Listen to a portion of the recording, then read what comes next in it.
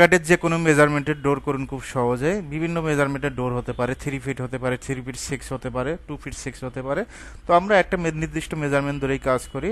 Line নেব, এল লেখে enter. এখান থেকে আমরা 3 ফিট 6 নেব, আশা করি নিতে পারবেন। 3 ফিট 6, পার্টিশন ওয়ালটা 5 ইঞ্চি, 5 দেবেন। এদিকে আমরা 1.5 দেব, এদিকে 1.5, আশা করি দিতে পারবেন।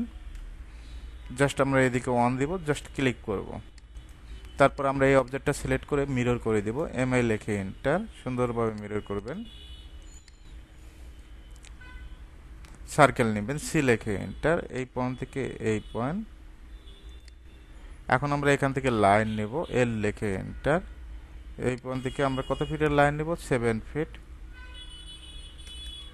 একইভাবে আমরা এখান থেকে লাইন নেব 7 ফিট। তারপর আমরা এই পয়েন্ট থেকে এই পয়েন্ট একটা লাইন দিয়ে ড্র করে দিব।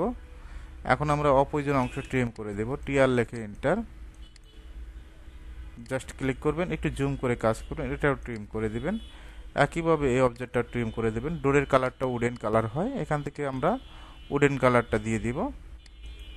আশা করি যে কোনো মেজারমেন্টের ডোর তৈরি করতে পারবেন।